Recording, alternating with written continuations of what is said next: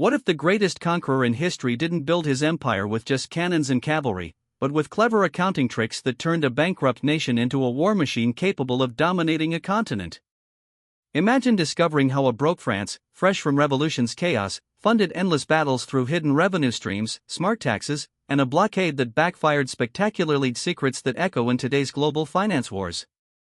Hang on, because the most mind-blowing parts are at the end, the fatal flaws that doomed it all, plus eerie parallels to modern deficits and sanctions that could reshape your world.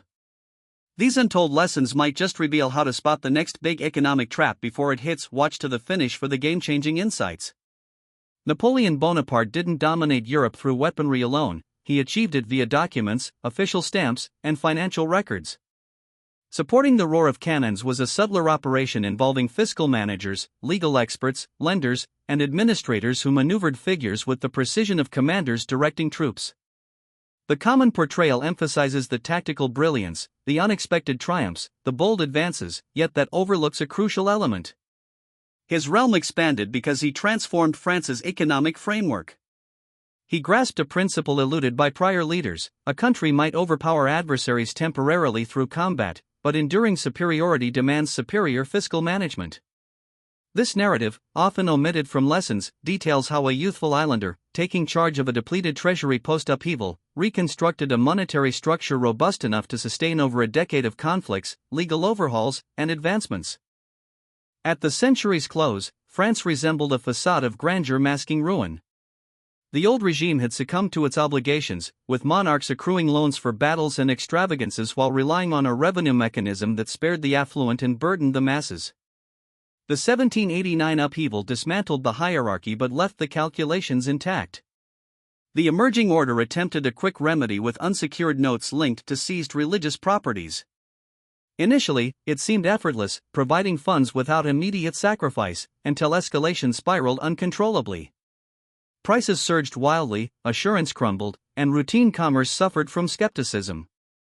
Forces advanced in makeshift gear, while obligees insisted on solid forms over assurances.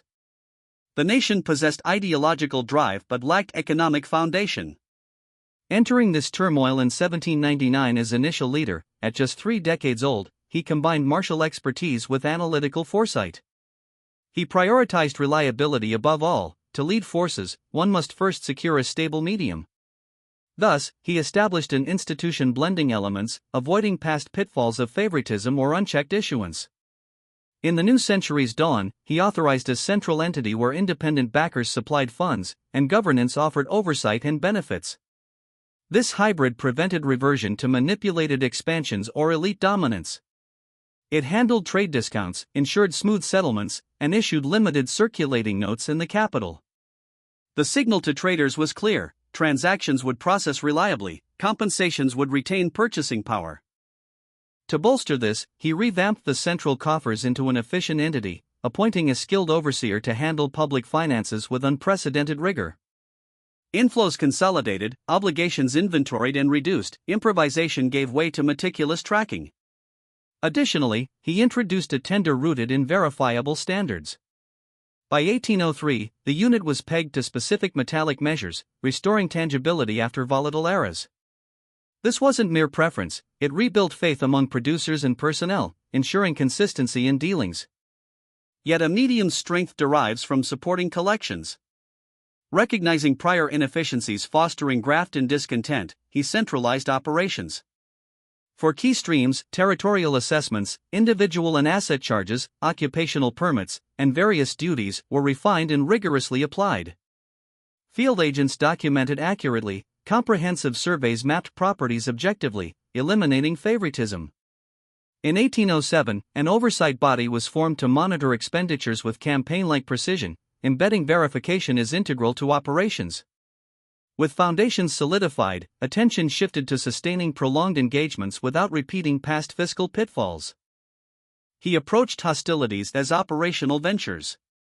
Successes generated inflows through penalties on subdued foes, acquisitions of supplies accounted precisely, and regions under control contributing to their overseers. Domestic reserves avoided extreme pressures as forward positions self-sustained during advances. Following key triumphs like 1,806 engagements, reparations arrived, subsequent pacts amplified contributions. The structure functioned as an ongoing generator while momentum held. He diversified sources further. In 1803, a vast overseas territory transferred to an emerging power for substantial payment, prioritizing immediate resources and strategic denial over distant holdings.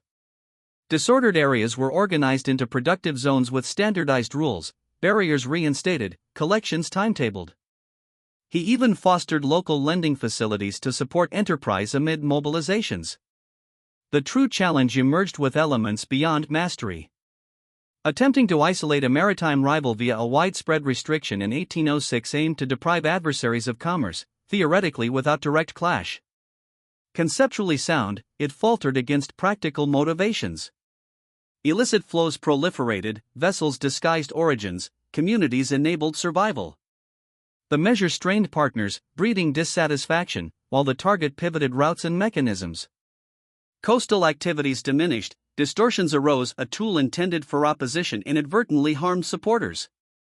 Adaptations involved intensified monitoring, confiscations, penalties, highlighting a key insight for contemporary strategists admiring his efficiency. Compulsion extends directives temporarily but can't supplant market forces.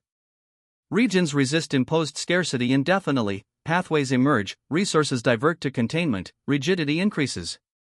Triumphs temporarily masked tensions, but equations shifted. Catastrophic Eastern ventures in 1812 devastated not only forces but ledgers. Irreplaceable investments in personnel and logistics vanished in extremes, prearranged stores lost, inflows reversed to reconstruction demands. Supporters grew cautious, even robust systems strained under unprecedented loads. Remarkably, the apparatus endured beyond his tenure. Upon the capital's capture in 1814 and his removal, core elements persisted: the institution, the standard, the oversight, the collectors. France gained lasting infrastructure. This underscores his enduring impact. He not only expanded but systematized, demonstrating integrated governance, finance, and order could persist independently. Examining closely, his period offers guidance for today. Frameworks reliant on perpetual external gains, penalties, acquisitions, or contemporary equivalents like sustained borrowing harbor vulnerabilities. They normalize elevated commitments, expanded capacities, administrative growth, ambitious undertakings.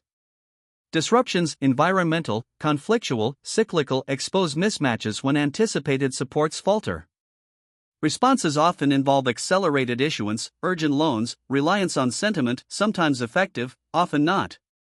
Chronicles documents such decisions' outcomes. Reflect on his successes that transcended. A tender grounded in verifiable bases provided psychological stability post-volatility, facilitating affordable credit through perceived reliability. This enabled developments from infrastructure to trade. Administrative precision yielded not just funds but insights. Mappings informed investments, verifications ensured equity.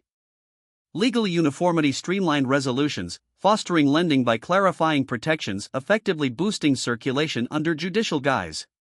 Yet fragilities mirror current reflections. Attempts at isolation ignored incentives, fostering evasion and internal costs. Dependence on continuous progress conditioned vulnerabilities to halts, revealing limits when escalations exceeded capacities. This extends beyond antiquity. Analogous setups prevail: hybrid overseers, credible mediums determining reach, efficient collections, verifiable oversight, consistent protections fueling activity. Yet temptations of unchecked extensions or commitments risk overextension, where normalization precedes reckoning. For audiences, implications include viewing fiscal literacy as essential engagement, decipher announcements for impacts, recognize reforms' implications, appreciate legal stability's role in flows. Prosperity transcends fluctuations, root in manageable streams, valued abilities, resilient holdings amid constraints. Moreover, resources and authority interconnect, effective alignment propels ambitions, disregard invites slides. Visualizing records alongside strategies, his alignment enabled feats, misalignments precipitated reversals. Precedents illuminate.